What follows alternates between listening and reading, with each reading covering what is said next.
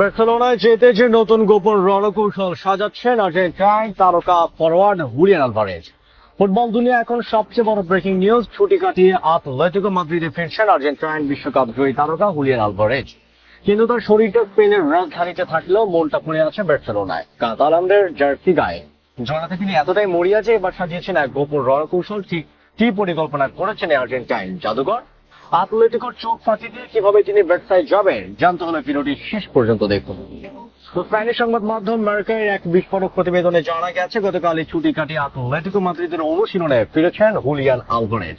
কিন্তু ক্লাবে ফেরার পরে তিনি নিজের আর্জেন্টিনাদের সঙ্গে 2 ঘন্টারও বেশি সময় ধরে এক দীর্ঘ ও গোপন বৈঠক করেছেন। এই বৈঠকের মূল বিষয়বস্তু ছিল একটাই, যে কোনো মূল্যে বার্সেলোনায় পাড়ি জমানো।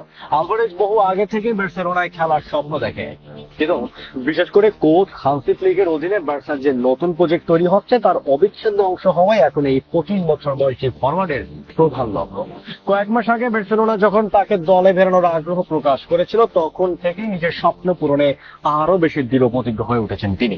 আজকের এই গোপন বৈঠকে আলভারেজ ও তার প্রতিনিধিরা একটি সুনির্দিষ্ট রোডম্যাপ বা কৌশল তৈরি করেছেন, যার লক্ষ্য হলো আতলেতিকো মাদ্রিদকে আলোচনার টেবিলে বসতে বাধ্য করা এবং শেষ পর্যন্ত স্বপ্নের ট্রান্সফারটি সম্পূর্ণ করা। কিন্তু আলভারেজের এই স্বপ্নের পথে সবচেয়ে বড় পাহাড় সম বাধা হয়ে দাঁড়িয়েছেন তার বর্তমান ক্লাব আতলেতিকো মাদ্রিদ। ক্লাবটি তাদের এই গুরুত্বপূর্ণ তারকা ফরওয়ার্ডকে ছাড়তে একদমই নারাজ। পরিস্থিতি এতটাই জটিল যে গত মে মাসের শেষ দিকে বার্সেলোনা আলভারেজের জন্য 100 মিলিয়ন ইউরোর বিশাল এক প্রস্তাব পাঠিয়েছিল, কিন্তু মাদ্রিদের ক্লাবটি সেই প্রস্তাব সরাসরি প্রত্যাখ্যান করে দেয়। আতলেতিকোর অবস্থান একদম পরিষ্কার ও অনমনীয়। আলভারেজকে নিতে হলে তার চুক্তিতে থাকা 500 মিলিয়ন ইউরো রিলিজ ক্লজ সম্পূর্ণ পরিশোধ করতে হবে, অর্থাৎ 500 মিলিয়ন ইউরো ছাড়া তাকে মেট্রোপলিটনে ছাড়ানো কোনো অনুমতি দেওয়া হবে না। ক্লাবে ফেরার পরপরে আলভারেজের ইচ্ছা ছিল আতলেতিকো কর্মকর্তাদের সঙ্গে সরাসরি বসে নিজের অবস্থান ও ব্যর্থায় যাওয়ার ইচ্ছার কথা ব্যাখ্যা করা, কিন্তু আতলেতিকো কর্মকর্তারা মনে করছেন আলভারেজের সঙ্গে এই বিষয়ে আলোচনারই কোনো প্রয়োজন নেই। ফলে গতকাল নির্ধারিত সেই গুরুত্বপূর্ণ বৈঠকটি আর অনুষ্ঠিত হয়নি। এই পরিস্থিতিতে আলভারেজ এখন এক কঠিন দোলাচলে।